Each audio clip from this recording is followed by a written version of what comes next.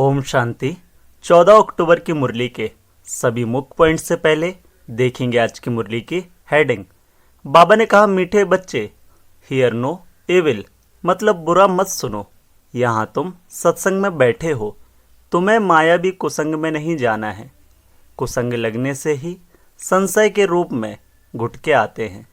आज की मुरली से प्रश्न है, इस समय किसी भी मनुष्य को स्पिरिचुअल नहीं कह सकते हैं, क्यों? उत्तर सुनाया बाबा ने, क्योंकि सभी देह अभिमानी हैं। देह अभिमान वाले स्पिरिचुअल कैसे कहला सकते हैं? स्पिरिचुअल फादर तो एक ही निराकार बाप है, जो तुम्हें भी देही अभिमानी बनने की शिक्षा देते हैं। सुप्रीम का टाइटल भी एक बाप को ही दे सकते हैं। बाप के सिवाय सुप्रीम कोई भी कहला नहीं सकते। आज की मुरली से पहला मुख्य पॉइंट ध्यान से सुनेंगे।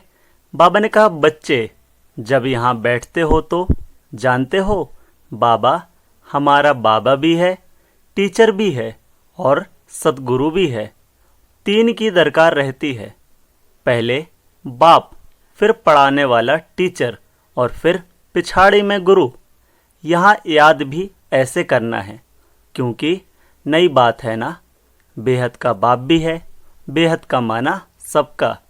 यहाँ जो भी आएंगे कहेंगे यह स्मृति में लाओ। इसमें किसको संशय हो तो हाथ उठाओ। यह वंडरफुल बात है ना। जन्म जन्मांतर कभी ऐसा कोई मिला होगा जिसको तुम बाप, टीचर, सदगुरु समझो, सो भी सुप्रीम। बेहद का बाप, बेहद का टीचर, बेहद का सदगुरु, ऐसा कभी कोई मिला? सिवाय इस पुरुषोत्तम संगम युग के कभी मिल ना सके।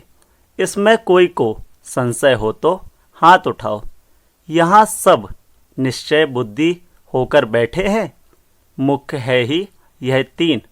आज की मुरली से दूसरा मुख्य पॉइंट बाबा ने सुनाया, एक ही बार शिक्षा मिलती है जो 21 जन्मों के लिए भलीभूत होती है, अर्थात उनका फल मिलता है। वहाँ तो डॉक्टर, बैरिस्टर, जज आदि होते नहीं। यह तो निश्चय है ना। बरोबर ऐसे है ना। वहाँ दुख होता नहीं, कर्म भोग होता नहीं। बाप कर्मों की गति बैठ समझाते हैं। वह गीता सुनाने वाले क्या ऐसे सुनाते हैं? बाप कहते हैं, मैं तुम बच्चों को राजयोग सिखलाता हूँ। उसमें तो लिख दिया है श्री कृष्ण भगवानुवाच, परंतु वह है दैवी गुणों वाला मनुष्य। शिव बाबा तो कोई नाम धरते नहीं, उनका दूसरा कोई नाम नहीं। बाप कहते हैं, मैं यह शरीर लोन लेता हूँ। यह शरीर रूपी मकान हमारा नहीं है, यह भी इनका मकान है। खिड़कियाँ आदि सब हैं। तो बाप समझाते हैं, मैं तुम्हारा बेहद का बाप, अर्थात सभी आत्माओं का बाप हूँ।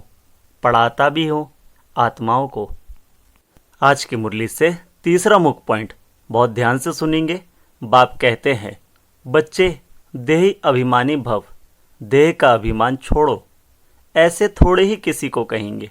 स्पिरिचुअल अक्षर अभी डालते हैं, आगे सिर्फ रिलीजियस कॉन्फ्रेंस कहते थे। स्पिरिचुअल का कोई अर्थ नहीं समझते हैं। स्पिरिचुअल फादर अर्थात निराकारी फादर। तुम आत्माएं हो स्पिरिचुअल बच्चे।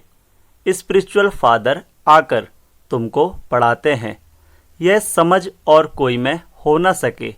बाप खुद बैठ बतलाते हैं कि मैं कौन हूँ। गीता में यह नहीं है। मैं तुमको बेहद की शिक्षा देता हूँ।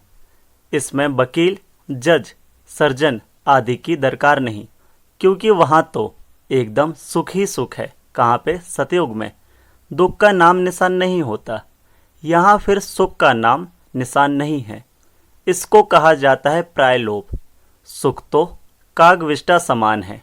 जरा सा सुख है तो बेहद सुख की नॉलेज दे कैसे सकते हैं? आज की मुरली से चौथा मुख्य पॉइंट, मुझे कहते ही हैं ज्ञान का सागर। ज्ञान से सेकंड में गति सदगति होती है। मैं हूँ सबका बाप। मुझे पहचानने से तुम बच्चों को वर्षा मिल जाता है, परंतु राजधानी है ना, स्वर्ग में भी मर्तबे तो नंबर बार बहुत हैं। बाप एक ही पढ़ाई पढ़ाते हैं, पढ़ने वाले तो नंबर बार ही होते हैं। इसमें फिर और कोई पढ़ाई की दरकार नहीं रहती। वहाँ कोई बीमार होता नहीं। कहाँ? सतयुग में। पाई पैसे की कमाई के लिए पढ़ाई नहीं पढ़ते। तुम यहाँ से बेहद का वर्षा ले जाते हो, वहाँ यह मालूम नहीं पड़ेगा कि यह पद हमको कोई ने दिलाया है। यह तुम अभी समझते हो। आज की मुरली का 5वां मुख्य पॉइंट, इसको ध्यान से समझेंगे। बाबा ने कहा श्री कृष्ण को तवे में माता च पिता पतित पावन कहेंगे क्या? इनके मर्तबे और उनके मर्तबे में रात दिन का फर्क है। अब बाप कहते हैं मुझे पहचानने से तुम सेकंड में जीवन मुक्ति पा सकते हो। अब श्री कृष्ण भगवान अगर होता तो कोई भी झट पहचान ले। श्री कृष्ण का जन्म कोई दिव्य अलौकिक नहीं गाया हुआ है, सिर्फ पवित्रता से होता है। बाप तो कोई के गर्भ से नहीं निकलते हैं, समझाते हैं। मीठे मीठे रूहानी बच्चों रूह ही पड़ती है। सब संस्कार अच्छे व बुरे रूह में रहते हैं। जैसे जैसे कर्म करते हैं उस अनुसार उन्हें शरीर मिलता है। कोई बहुत दुख भोगते हैं, कोई काने, कोई बहरे होते हैं। कहेंगे पास्ट में ऐसे कर्म किए हैं जिसका यह फल है। आत्मा के कर्मों के अनुसार ही रोगी शरीर आदि मिलता है। आज की मुरली से 6ठा मुख्य पॉइंट, निर्वाण अर्थात वाणी से परे स्वीट साइलेंस होम, जिसमें जाने के लिए आधा कल्प तुमने मेहनत की है, परंतु पता ही नहीं तो कोई जा नहीं सकते। किसको रास्ता बता कैसे सकते? एक के सिवाय तो कोई रास्ता बता न सके। सबकी बुद्धि एक जैसी नहीं होती है। कोई तो जैसे कथाएं सुनते हैं, फायदा कुछ नहीं, उन्नति कुछ नहीं। तुम अभी बगीचे के फूल बनते हो, फूल से कांटे बने, अब फिर कांटे से फूल बाप बनाते हैं। तुम ही पूज फिर पुजारी बने। 84 जन्म लेते लेते सतो प्रधान से तमो प्रधान पतित बन गए। बाप ने सीढ़ी सारी समझाई है। गंगा को पतित पावनी कह देते हैं, परंतु नदियां भी कहाँ से निकली? सागर से ही निकली है ना। यह सभी सागर की संतान है, तो हर एक बात अच्छी रीति समझने की होती है। सागर अर्थात हमारे प्यारे बाबा और हम बच्चे उनकी नदियाँ। आज की मुरली से 7वां मुख्य पॉइंट है।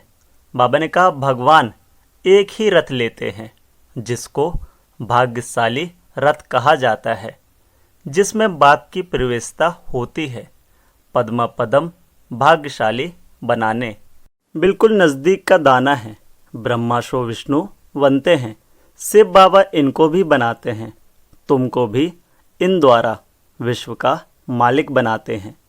विष्णु की पूरी स्थापना होती है। इसको कहा जाता है राजयोग।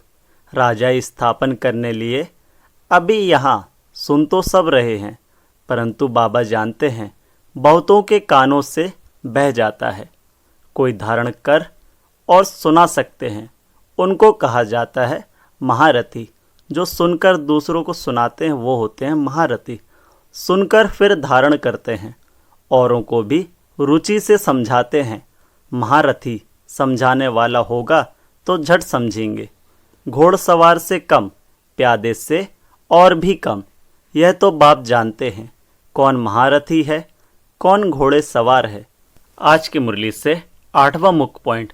बाबा ने कहा बच्चे मूंझते हैं, फिर झुटके खाते रहते हैं, आंखें बंद कर बैठते हैं। कमाई में कभी घुटका आता है क्या? झुटका खाते रहेंगे तो फिर धारणा कैसे होगी?